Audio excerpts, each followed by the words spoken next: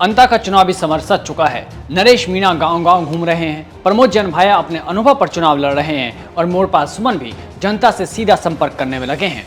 यहाँ कई सारे फैक्टर्स हैं। नरेश मीणा के पास कोई संगठनात्मक शक्ति नहीं है, पर बीजेपी और कांग्रेस के पास है, जिसका वो पूरा फायदा उठाएंगे, अपने नेटवर्क का, अपने अनुभव का, अपने हर एक कार्यकर्ता का। पर इसी संगठन का फायदा नरेश मीणा को भी मिल सकता है। इसकी वजह है कांग्रेस के अंदर चल रही गुटबाजी। बेशक प्रमोद जैन भाया के नामांकन रैली में पायलट से लेकर गहलोत तक कई दिग्गज नेताओं से मंच सजा था, पर क्या मन मिल चुके हैं? ये सवाल इसलिए क्योंकि पायलट गुट के नेता ने ऐसा इशारा कर दिया जो कांग्रेस के लिए भारी पड़ सकता है। जी हाँ, आप ये ट्वीट देखिए। अभिमन्यु पुनिया ने लिखा है, वोट जाति नहीं, ईमानदार व्यक्तित्व को देख कर दें। देश के पूर्व उपराष्ट्रपति और राजस्थान के पूर्व मुख्यमंत्री स्वर्गीय भैरव सिंह जी शेखावत की जयंती पर शत-शत नमन। उनके विचार, सिद्धांत व उनके आदर्श सदैव हम सबको प्रेरित करेंगे। इस ट्वीट के साथ ही उन्होंने पूर्व मुख्यमंत्री स्वर्गीय भैरव सिंह शेखावत के एक भाषण का अंश भी लगाया है। इसे आपको सुनना चाहिए।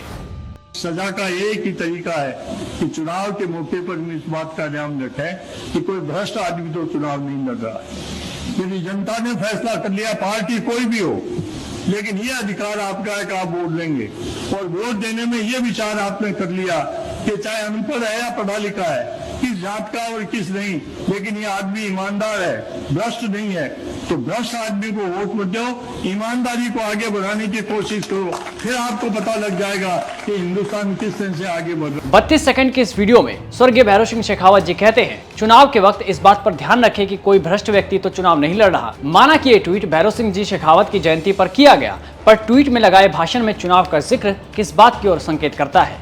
युवाओं को, किसानों को, महिलाओं को, कुल मिलाकर अंता की जनता वोट देते समय ध्यान रखे कि भ्रष्टाचारी नेता को नहीं चुनना। यह भाषण उस वक्त आया है जब प्रमोद जैन भाया के गले तक भ्रष्टाचार के आरोप लगे हुए हैं और प्रमोद जैन भाया अशोक गहलोत खेमे के नेता माने जाते हैं। ऐसे में क्या सचिन पायलट के नेता अभिमन्यु पुनिया ने इशारा कर दिया कि पायलट खेमा के नेता भाया के साथ नहीं है? वहीं राजेंद्र गुड़ा भी लगातार भाया रे भाया, पूरा गांव खाया का नारा लगातार बुलंद करने में लगे हैं।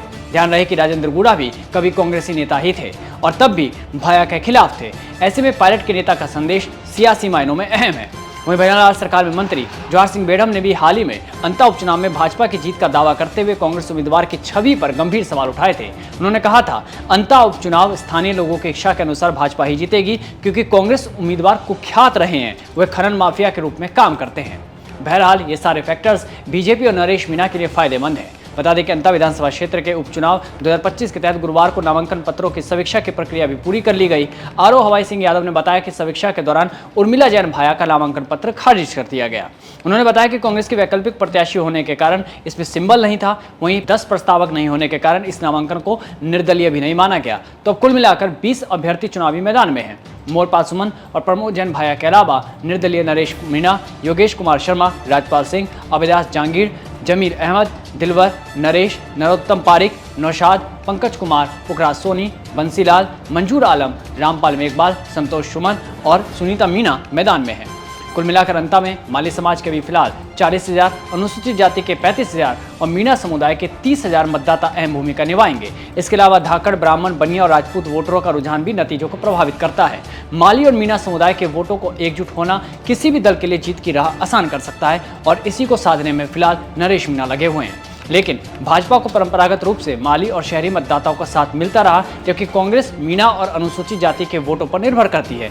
इसलिए राजेंद्र गुड़ा भी कल जब मैदान में पहुंचे तो वहां पे मुस्लिम समुदाय को उन्होंने संबोधित किया। अब देखना होगा कि अंता की जनता क्या स्वर्गीय भैरव सिंह शेखावत और स्वर्गीय भरत सिंह कुंदनपुर की बातों का ध्यान रखेगी।